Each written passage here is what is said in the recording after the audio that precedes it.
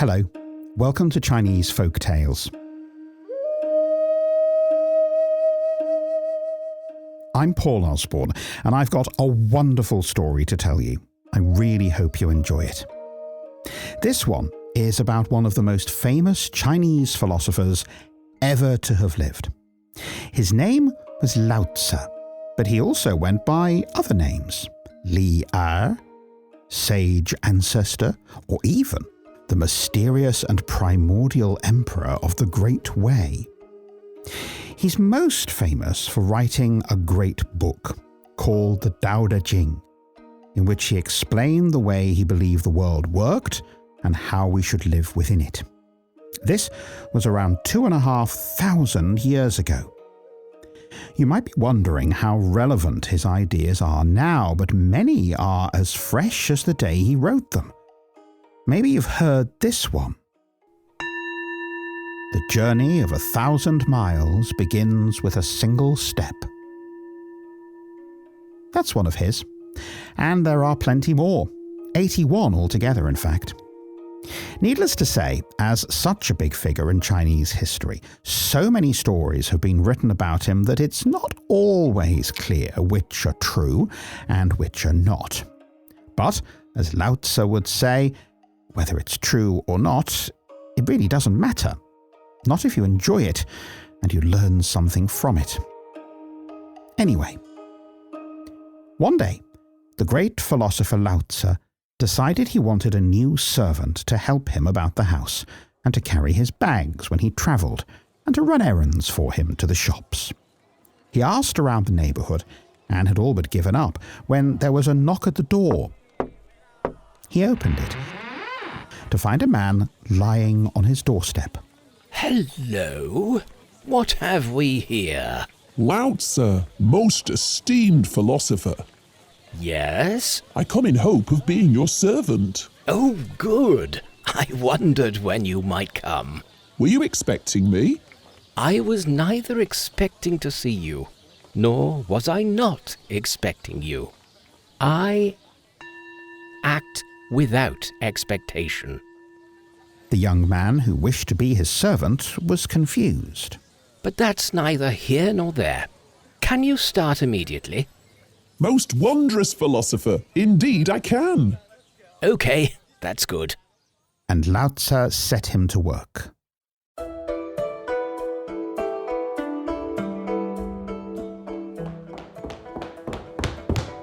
Go fetch my cloak from my study. I'm getting quite cold. At once, sir. Fetch some logs and light a fire. Run to the village to collect some herbs to make some tea. And while you are there, I have run out of inkstone and paper. Drop by the stationer's to get some more.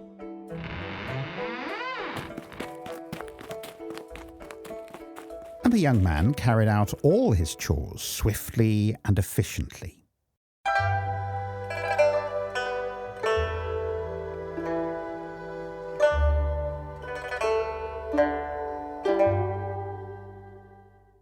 At the end of the day, when all was done, he approached Laozi while he was sitting watching the sun setting. Sir, may I ask? How you shall be paid. How did you know my question, great sage? I didn't. The philosopher thought for a few moments, then beckoned the servant to come close. Here, eat this. What is it? Just eat it, be a good fellow.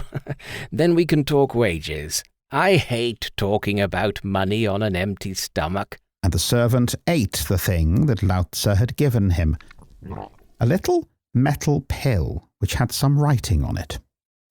After a few moments' reflection, the great philosopher said, I shall give you 100 copper coins a day for your labour. Agreed? Agreed.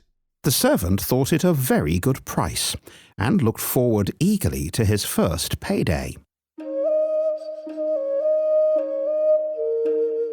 The days, weeks, and years went by, and the servant carried out his duties well. Every day, the servant was permitted to ask the great philosopher a question. He didn't always understand the answer, but knew that because Laozi was so wise and honourable, that what he said was probably very important indeed. I was going to run some errands, Master, but which way should I go? If you do not change direction, you may end up where you are heading. And the next day, Oh, great philosopher, there are always so many distractions in your house. I never seem to get my work done. Mastering others is strength. Mastering yourself is true power. Oh, right, okay. Whatever that means. and the day after that, Master, I worry so. I'm never sure if we have enough food in the house or if I have bought enough paper for your office. And what if it rains while I'm trying to do your laundry? to which Laozi said, To the mind that is still, the whole universe surrenders. Oh, sir, sometimes I get so confused by what you say. I listen hard, but I'm not sure I have time to work out what you mean. Time is a created thing. To say, I don't have time, is like saying, I don't want to. And so it went on, day after day, year after year, always the same. The servant would work hard. Laozi would dispense his wisdom. And at the end of each day, as the sun was beginning to set, Laozi would turn to the servant and say, Good night, sleep well. and he went to his bedchamber without saying anything about paying his servant. Eventually, he reckoned that almost 200 years had passed, and the philosopher now owed him 7,200,000 copper coins. I know my master is honourable, and I don't like to nag him for payment, but if I ask, he'll just tell me a riddle and go to bed.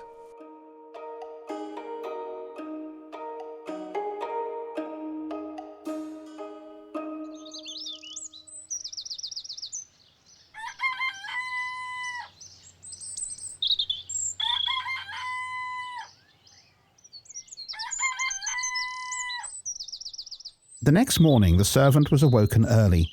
The philosopher announced that he wanted to mount his black horse and ride into the west. His servant was to come too. Where are we going? A good traveller has no fixed plans and is not intent on arriving. Master, though it pains me to go against such a great and wise man, I cannot and will not come with you. I have served you faithfully and asked for nothing. You've not paid me since the day I started working for you. You must pay me. Laozi thought for a few moments, Are you quite sure about that? and he kept riding.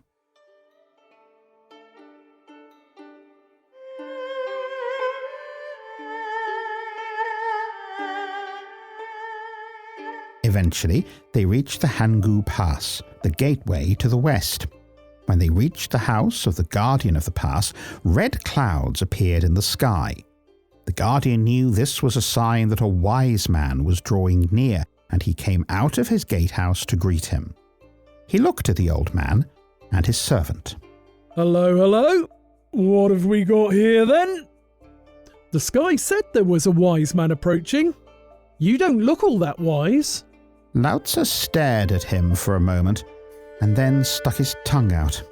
Then he said, Those who know do not speak. Those who speak do not know. Charming, I'm sure. said the guardian. Despite this, he led him into the house and looked after him like a king.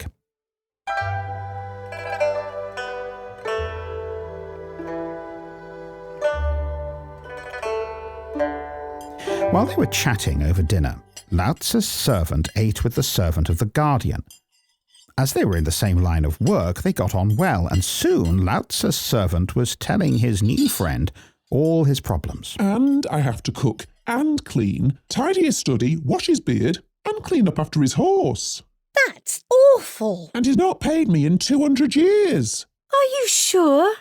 He seems such a wise and honourable man to me.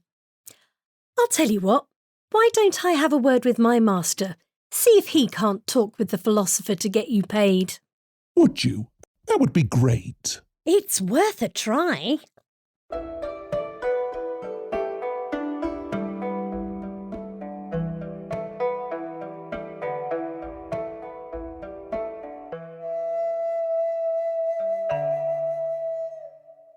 And so the next day, as Laozi was preparing to set off on his journey, the guardian came to him and said, Now look, far be it from me to tell such a great and wise man how he should run his affairs.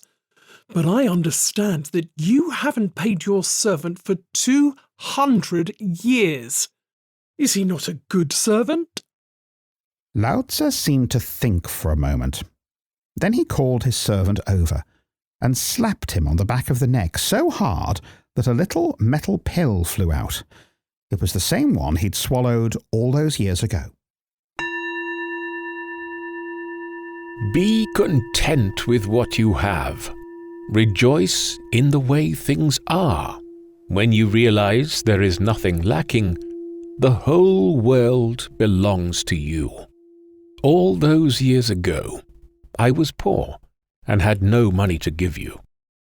I promised you copper coins and told you I would pay you at the destination. What I did have was something much more valuable, a talisman which gave you everlasting life. That was the little metal pill I gave you to swallow. You have lived in my company for 200 years and have had a good life, eaten good food, and had a safe place to sleep. I hoped you would see this was more than enough for your labor. But you want to give up at halfway. Just then there was a thunderclap and great wind, and the servant collapsed to the ground and instantaneously became a heap of dry bones. Wait! Said the guardian in a loud voice. Great philosopher, please take pity on your servant. He hadn't realized the great gifts you had bestowed upon him. Bring him back to life. Laozi thought for a few moments and then agreed with the guardian. The truth is not always beautiful, nor beautiful words the truth. And he threw the talisman down onto the dry bones, which miraculously turned back into the servant. We all have more lessons to learn, including me. Stay a while longer. Teach me your wisdom, and perhaps you can share some of mine. And he did. Laozi wrote down all his wisdom in the Tao Te Ching and gave it to the guardian. Next morning he awoke to find the great philosopher gone, and he was never, ever seen again.